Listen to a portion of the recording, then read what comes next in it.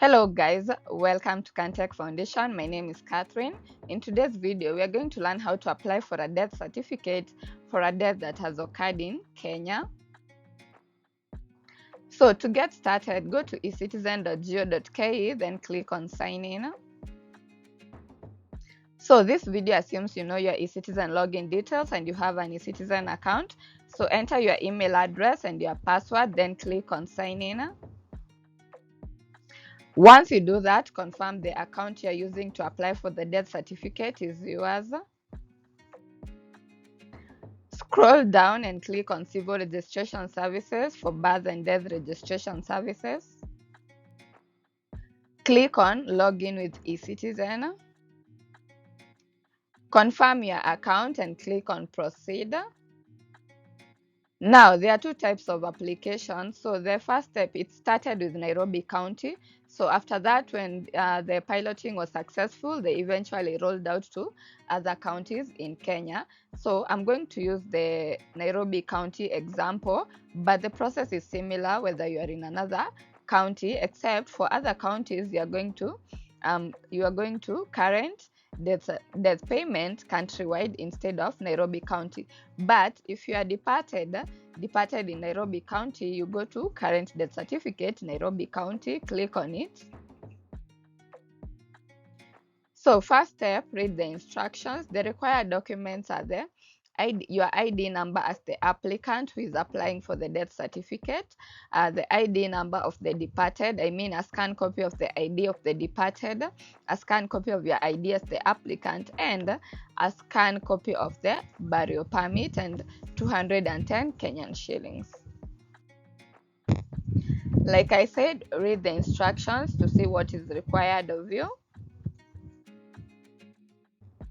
Once you're done reading the instructions, click on Next.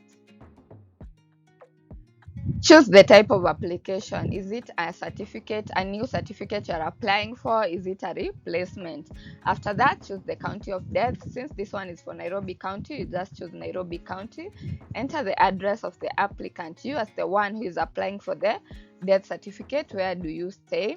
After that, choose the number of copies that you need of the death certificate. Once you do that, click on Next. Now, the next step is details of the deceased. Was it an adult above 18 years or a child below 18 years? Enter the burial permit number.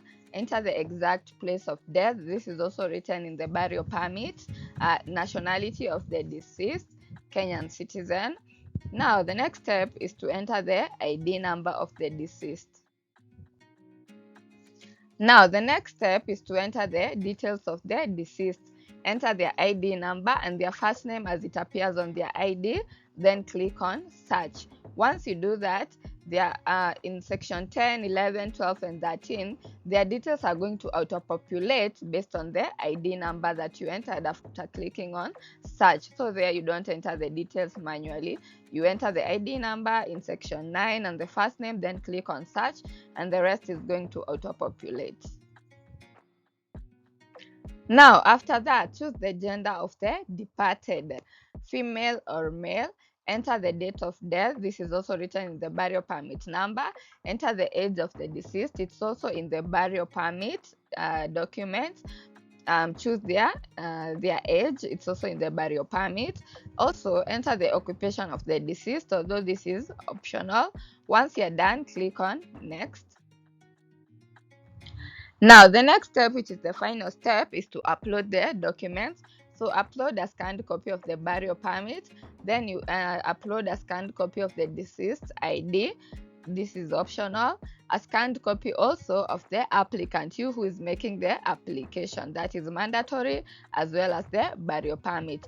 Once you do that, click on Preview to preview the information that you have entered. Now, once you click on Preview, you're going to see all the details you have entered in all the sections. Type of application, is it a new current death certificate or is it a replacement? County of death, Nairobi. Like I said, this one is for death that has occurred in Nairobi County. For death that has occurred outside Nairobi County, you use the other option. for countrywide. Okay, address of the applicant, you who is making the application, where do you reside, number of copies of the death certificate. You can request for more than one copy, so it depends on you and your family. How many copies do you want? Once you click on preview and confirm that all the information is correct to your knowledge and according to the documents, click on complete.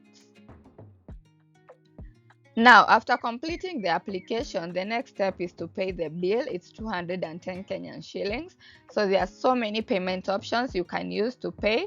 So choose the one that is appropriate for you. So for this one, I'm going to use M-Pesa. So if you're going to pay via M-Pesa, click on M-Pesa. Once you click on M-Pesa, you just enter your phone number or the phone number that is going to pay. Once you do that, you click on Initiate Payments.